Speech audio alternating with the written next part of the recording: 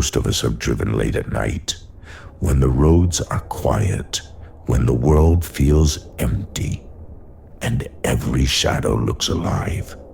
Highways at 2 or 3 a.m. are different. They have their own rules, their own silence, and sometimes their own monsters. These are 3 disturbing tree dead of night highway horror stories. Listen, but don't say I didn't warn you. Story 1.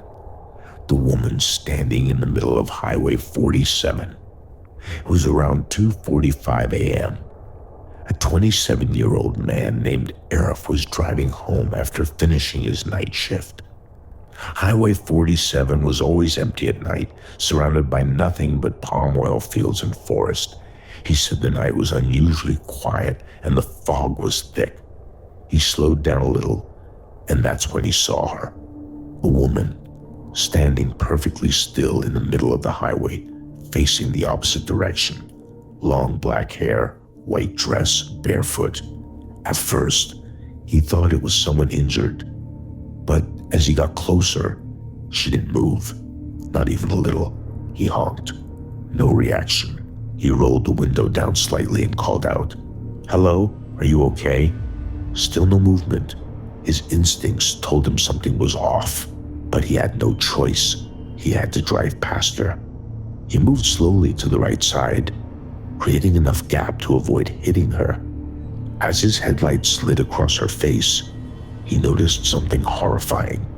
Her eyes were wide open, but completely white. No pupils, just 2 glowing, pale circles staring right at him. And then she started smiling. Slow, unnatural smile, stretching wider than any smile should go. Arif panicked and accelerated away. He checked his rearview mirror. For a second, she was still standing there, motionless, smiling. Then, she suddenly turned her entire body in one jerky movement and started walking toward him. Except, it wasn't walking. It looked more like she was gliding, dragging her feet without lifting them. Arif sped up to 130 kilometers/8, but in the mirror, she kept coming. Not disappearing, not getting smaller, but almost keeping up. He said the most horrifying moment was when she suddenly appeared on the left side window. For half a second, as if she was floating next to the car. He screamed and drove non-stop until he reached a petrol station. The worker there told him, "You saw her, the woman in white. Don't worry, she only follows the ones who drive alone at night."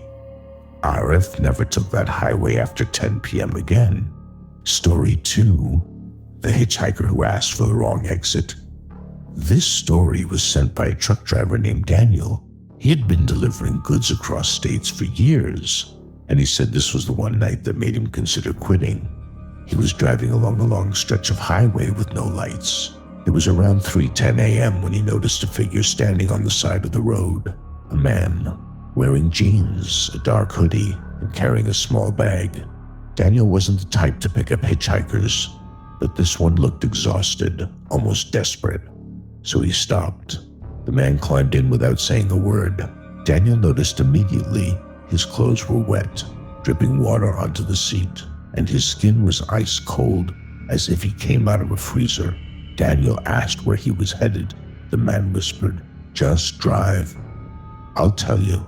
His voice was low, almost like someone struggling to talk after screaming for hours. After about 15 minutes of silence, the hitchhiker finally said, "Take the next exit." Daniel nodded. But there was a problem. There was no exit, not for another 20 kilometers.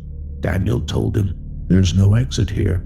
The hitchhiker turned slowly, and Daniel finally saw his face clearly. His eyes were bloodshot, his cheeks sunken, his skin had turned bluish-white, like someone who had drowned.